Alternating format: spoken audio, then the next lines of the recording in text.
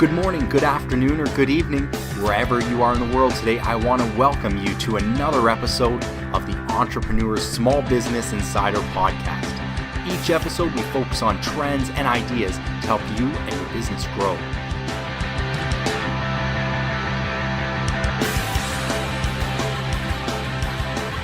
Hello, I'm Christopher Lawrence from PacificRimVA.com.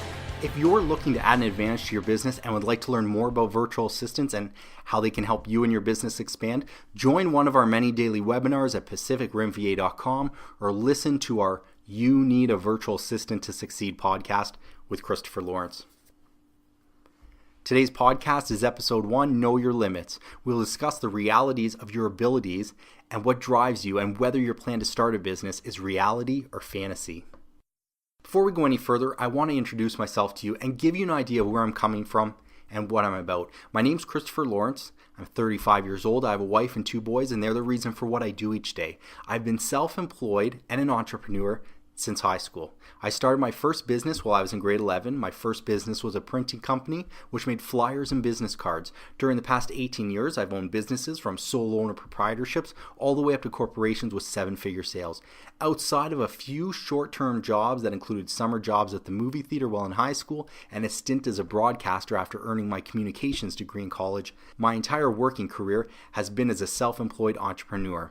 During the past 18 years, I've learned a lot about trends and ideas to expand and grow my business. We'll discuss the ideas that worked as well as the ones that didn't and why those ideas didn't work. Just as anything in life, there's no guarantees that you or your business will succeed. Although there are no guarantees of success, there are guarantees for failure. The only situation where your business can overcome unmotivated business owner or an owner with poor business sense is when there is a demand for the product or service that you're offering. There are some products and services which are so important that the worst business owner can still make money. What would an example of this be? A gas station on a long stretch of road without any other competition. If a customer is forced to come buy fuel from you because they have no other option, you'll probably stay in business. If you're a sole supplier of a medication or a vaccine, your customers will have to buy your product or else deal with the consequences. During the dot-com boom of the 1990s, a local BMW dealer in town could not keep cars on his lot to sell. Everybody had money in their pockets to burn. Everybody wanted a BMW. The waiting list for different cars varied for up to 6 months. The salespeople at that point were no longer salespeople, simply order takers. Once the demand for a product exceeds supply, you simply become an order taker and no longer need to be proactive in hunting for sales. For 99.9% of the businesses out there, your product will never be in high enough demand that you can sit back and watch sales come on. You'll always have to be proactive in searching for those sales. As an entrepreneur, your number one goal is sales and getting more of them. Prior to deciding on a company name or a location for your business, you have to decide whether you're going to be able to commit yourself to selling. Whether you're a plumber, a hairdresser, supply shop, engineer, or an online store, you'll have to commit, if not most of your initial days and years, you'll have to commit them to business sales. If you're not able to make this commitment, you have a 50% chance failure by year 3, 70% chance of failure by year 5. Too many people believe that starting a business simply means flipping your closed sign to open, putting a smile on your face, and sitting back and waiting for sales to come in. If your goal is minimal sales, you'll make some money. Will you make enough money to cover your basic monthly costs? Well, hopefully. If your goal is to be successful and build your business, you'll have to dedicate a tremendous amount of your energy into the initial months and years in sales in order to build your business. The first mistake an entrepreneur makes when starting their business is enjoying the benefits of being a boss before you earn the title of boss. Over the years, I've had a couple great employees, many good employees, and unfortunately a lot of poor employees. When you're an employee, you generally do not see the extra hours your employer has put into building their business before you've come to work, as well as after you've left each day. I've had numerous employees that come in and say, "Wow, must be great, boss. You're sitting down all day. Don't have to do anything." Unfortunately, I do get to sit down, but it's in front of a computer and I'm working all day on it.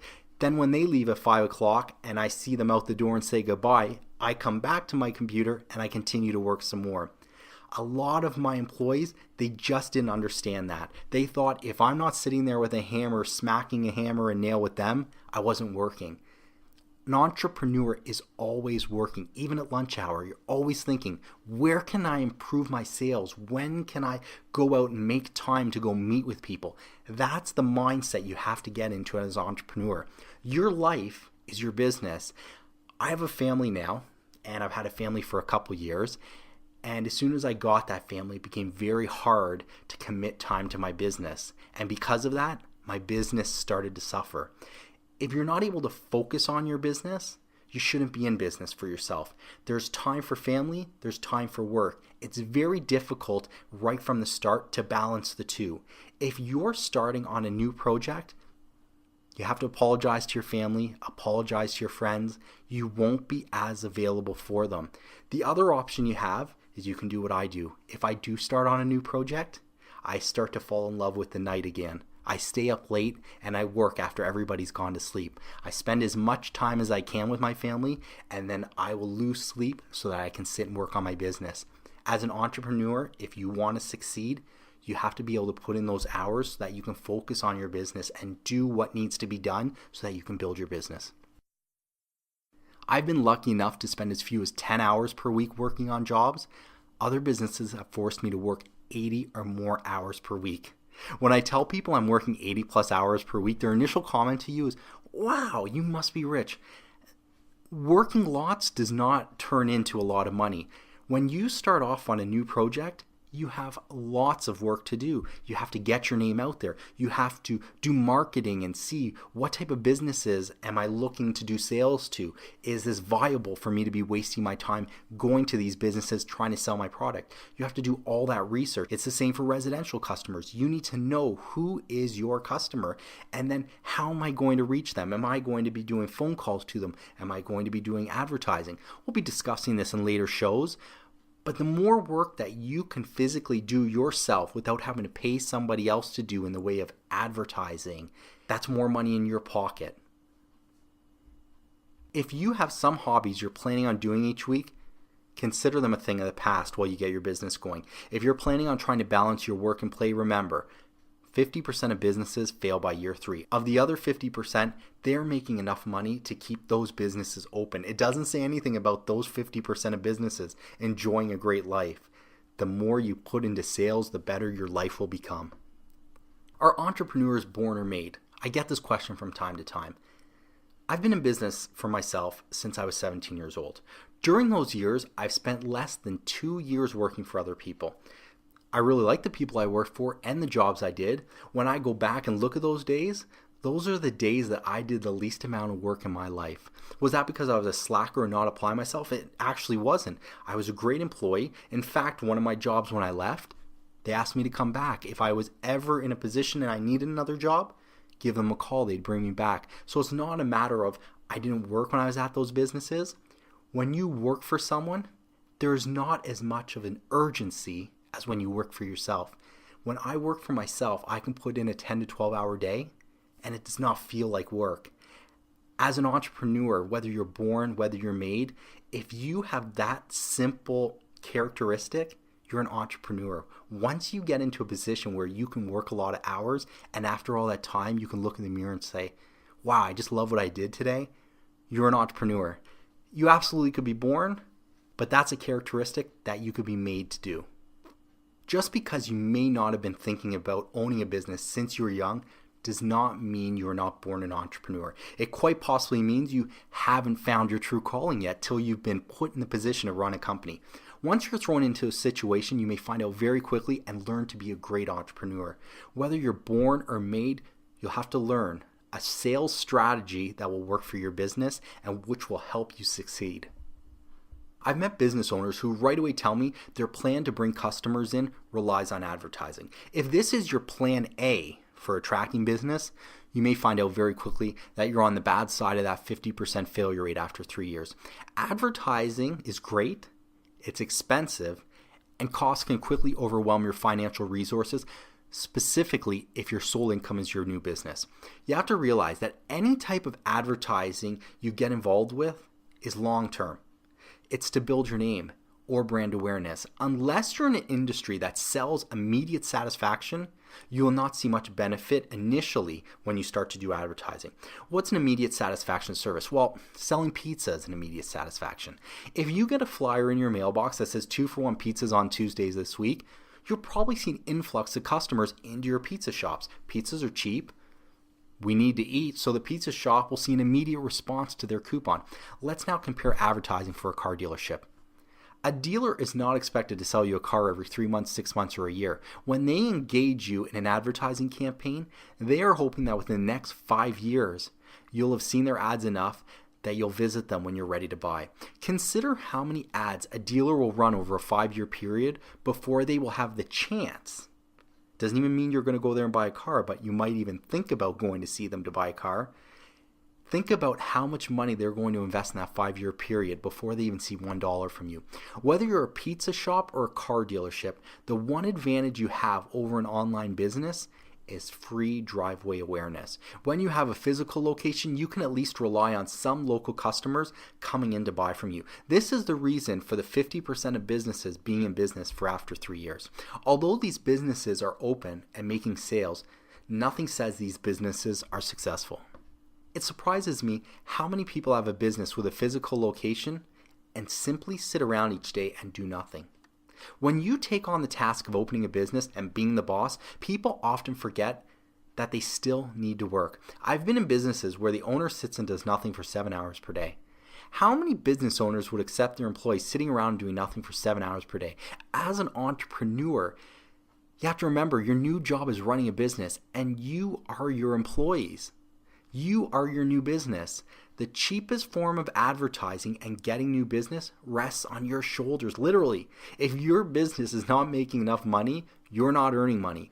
Each day you need to prepare yourself to go in or go out and canvass local businesses to tell them about your company and build your contacts. If your business is focused towards residential companies, prepare to spend your evenings and weekends calling and talking with potential customers. You need to find ways to expand your business and reach new customers and try and keep the cost as low as possible. The cheapest cost you're going to have as a self-employed entrepreneur is your labor. Over the next few episodes, we'll discuss some different options available to you to grow your business and find new customers as well as markets to sell your services to. But at the end of the day, the cheapest form of advertising that's going to get customers in your door sits on your shoulders. It's your labor, it's your time. What if you're an online business? This type of business has some large advantages over a physical business. It also has large disadvantages over a physical business. 95% of online businesses will fail within their first year, as compared to 50% of businesses that have a physical location. They will fail after 3 years. If your route is to open an online business, the odds are against you. Not because online businesses are hard to get going, it's because the cost to start an online business is so little and it's very easy to neglect and walk away from. If you have a physical location prior to your door opening for the very first time, you made a significant investment in rent, renovating your unit, buying stock, and setting up displays and office equipment. An online business requires a computer, which you already own, a website, which you can build yourself, and some time to list your business with various search engines. The one pitfall that most online entrepreneurs fall into is not investing time into their business. When you're online, you do not benefit from any drive-by traffic. If no one knows about you, no one is going to visit your online shop. If you choose the online route, be prepared to start visiting forums and news groups which relate to your industry to make potential customers aware of your business.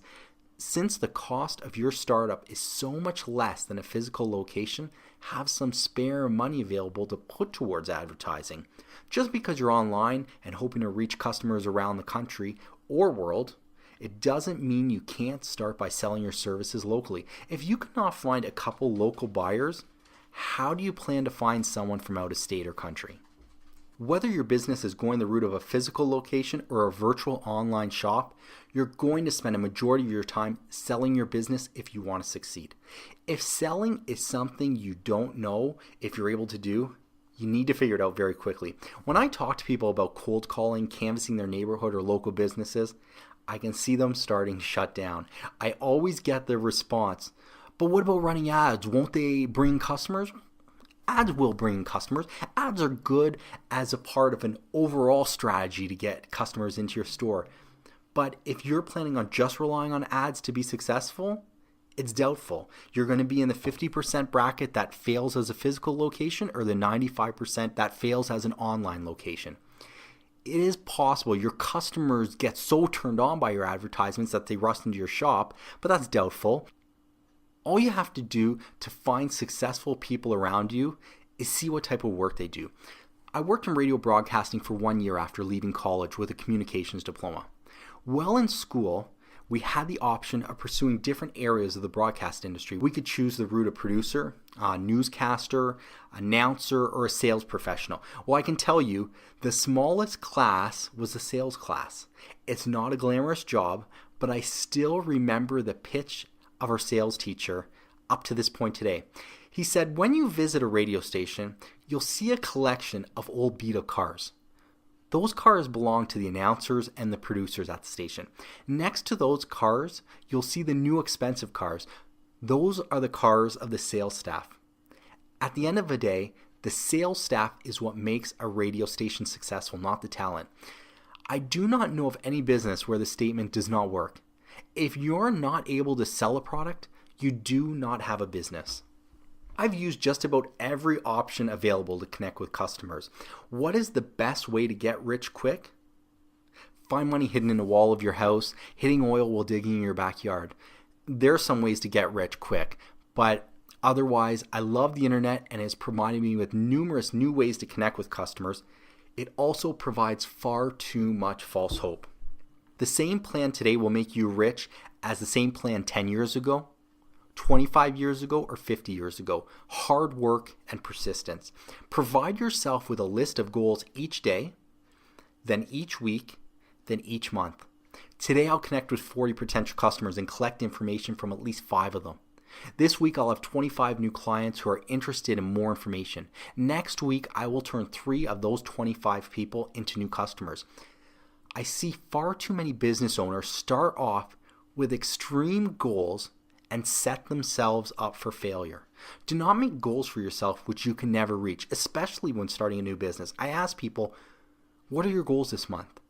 To earn $10,000? Okay, well, how do you plan to do that?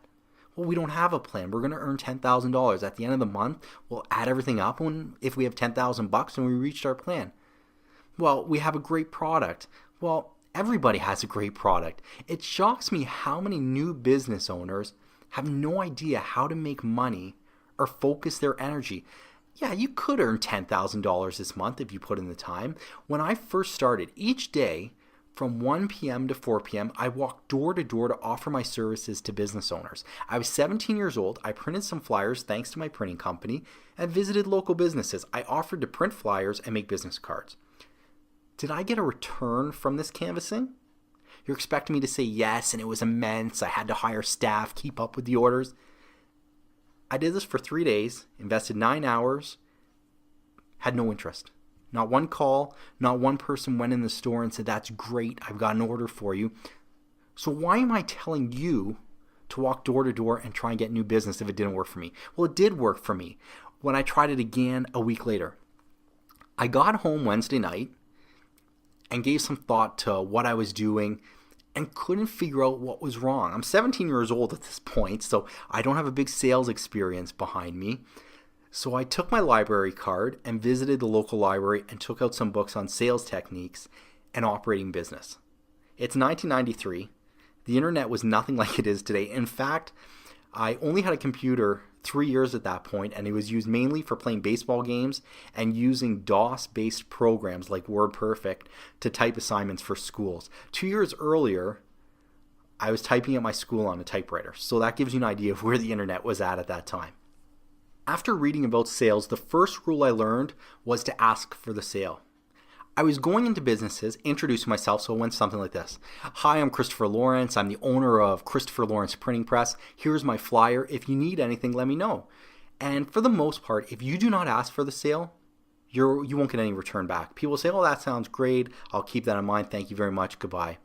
Never did I sit and ask, Do you get flyers or business cards made? Are you happy with your current printer? I'd like to give you a price to see if I can offer you savings over your current supplier. I had numerous options to print color business cards, and I could do it cheaper than my competition. Once I started to ask for the sale, they started to come in. Once I got my first sale, I found a second pitfall on being self-employed. I became complacent after one sale. I was so excited that my canvassing turned into a sale. I rushed home, got a price, put it together for my customer, and returned to their store. The customer was a local travel agent. She provided me with a copy of her company logo on a floppy disk, and I returned home and started making their business cards. My work was done. I was a success. I made the cards, I delivered them, and I got paid. I made $100. I was excited. I just made $100. I thought it was so awesome. I was so excited. And I was thinking to myself, you know what I need? I need a break. I took the next week off. And until I ran out of the money, I had no reason to go back to business. So once the money ran out, it was time to stir up more business. So it was back for me to pound the pavement. Again, I canvassed, found a customer, completed the job. Again, I sat and waited till the money ran out. And then I had to get going again. Luckily, I lived at home. I didn't have any overhead. I turned the computer room in my parents' house into a printing press. The reason I tell you this story is because I have been told stories from adults who open their businesses and do exactly what I did when I was 17 years old. They get a sale and sit back and wait for more to come in. I assume they believed in the power of word of mouth because unfortunately I do not. Word of mouth is a great option to add to your arsenal of tactics to build customers. Don't rely on it solely. You wouldn't believe how many businesses I speak to, and their main form of getting new customers is word of mouth. Word of mouth is great, but it's not going to put food on your table every single month. There are so few businesses that I come across that can rely on word of mouth. And I'll tell you, those businesses that do rely on word of mouth is usually a one-person operation for the lifetime of its business. If that's what you're looking to do and you're happy with that, that's great because everything sits with you. Myself, I've had businesses where it's been a one-man operation and I have enjoyed it. But it gets to a point where you do want to have a bit of a break, and that's where having an employee is so nice because an employee can take work off your shoulders. You don't need to be always sitting around doing every little task in your business. If you have someone there to help you, more power to you. Try to get that extra person in there. But if you're just relying on word of mouth and you want to be able to have enough money to pay yourself and an employee, that's very difficult. Word of mouth is great for restaurants and auto mechanics, but not good for grocery stores. When you first get the idea to start a business, besides coming to the realization you need to be a salesperson first, you need to figure out who your customers are going to be and how you're going to reach them. Once you can answer both of those questions, you'll find out immediately if your business idea is reality or fantasy. If you understand who your customers are and you have no clue how you're going to connect with them or get them to your online store or get them into your physical location store, cut the cord right there. Don't go any further. I've seen people set up physical locations and not understand who their customers are. They might even set up physical locations in areas that are a distance away from where their potential customers are coming from. And you ask them, what are they thinking? And they're thinking, well, I'll just put in a business anywhere and open the door and people will come in. If your target market costs too much to reach, or you're relying on them to come to you and you're in an area where they will not come, you're better not to invest your money and waste your time. Over the next few episodes, we'll begin to cover strategies and techniques to build your customer base and increase your sales. What is your plan to connect with customers? Are you going to go the route of using direct contact selling techniques? Are you planning on some radio or television ads? How about print ads in the newspaper or direct to home flyers? Maybe your route is going to go online, use Facebook, use Google Ads.